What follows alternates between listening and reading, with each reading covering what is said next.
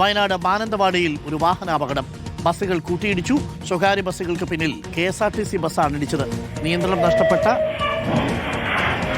KSRTC bus പിന്നിൽ ഇടിക്കുകയായിരുന്നു. ദൃശ്യങ്ങൾ കാണാം. വണ്ടി പിടിച്ചിട്ട് 3 ബസ്സുകൾ ഒരു ട്രയാങ്കിൾ പോലെ വന്ന് കിടക്കുന്നത് കാണാം. CCTV ദൃശ്യങ്ങൾ പ്രേക്ഷകർക്ക് കാണാം. മാനന്തവാടിയിലെ വാഹനാപകടത്തിൻ്റെ ദൃശ്യങ്ങളാണ്. ആദ്യം ഒരു പ്രൈവറ്റ് ബസ്സുമായിട്ട് ഇടിക്കുന്നു. തൊട്ടു പിന്നാലെ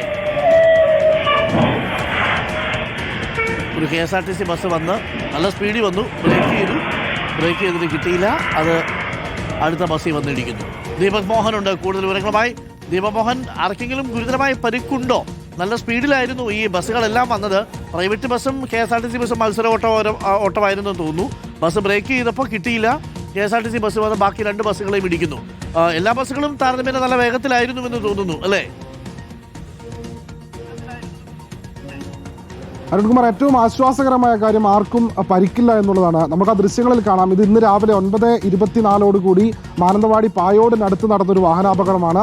2 ബസ്സുകൾ, അതായത് മാനന്തവാടിയിൽ നിന്നും കൽപ്പറ്റയിലേക്ക് വരികയായിരുന്ന STT എന്ന സ്വകാര്യ ബസ് വരുന്നതിനിടെയാണ് എതിർഭാഗത്തു നിന്ന്, അതായത് നിലവിൽപ്പുഴയിൽ നിന്ന് മാനന്തവാടിയിലേക്ക് പോവുകയായിരുന്ന മറ്റൊരു ബസ്സും ഈ പായോട് വെച്ച് വളവിൽ വെച്ച് പെട്ടെന്ന് ഈ ബസ്സിന് നിയന്ത്രണം നഷ്ടമാവുകയായിരുന്നു. നമുക്ക് ആ ദൃശ്യങ്ങളിൽ കാണാം. ആദ്യം ആ ദൃശ്യങ്ങളിൽ കാണുന്ന ബസ് വളവിൽ നിന്ന് റോഡിന്റെ വലതുഭാഗത്തേക്ക് അല്പം കയറിപ്പോയ സമയത്ത് ആ ഡ്രൈവർ പെട്ടെന്ന് സഡൻ ബ്രേക്ക് ഇടുന്നുണ്ട്.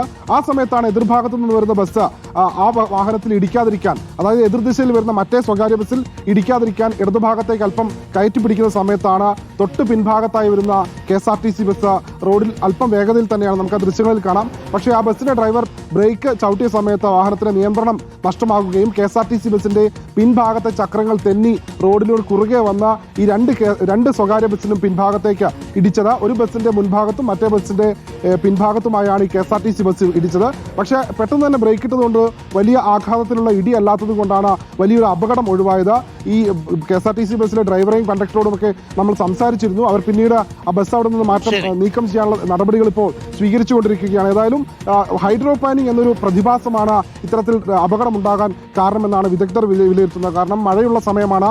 ആ സമയത്ത് വാഹനം ബ്രേക്ക് ഇട്ട സമയത്ത് ടയർ ഘർഷണം കുറഞ്ഞ് നിയന്ത്രണം തെറ്റി ആ ബസ്സിന്റെ പിൻഭാഗത്തേക്ക് ഇടിക്കുകയായിരുന്നു എന്നുള്ളതാണ് യാഥാർത്ഥ്യം. മറ്റൊരു കാര്യം, അരുൺകുമാർ സൂചിപ്പിച്ചതുപോലെ അമിത വേഗത കൂടിയാണ് ഈ അപകടത്തിന് പിന്നിലെന്ന് നമുക്ക് ദൃശ്യങ്ങളിൽ നിന്ന് വ്യക്തമാകും. ദൃശ്യങ്ങളാണ് മാനന്തവാടിയിൽ നടന്ന വാഹനാപകടത്തിന്റെ ദൃശ്യങ്ങളാണ് ഇപ്പോൾ പ്രേക്ഷകർ കണ്ടത്.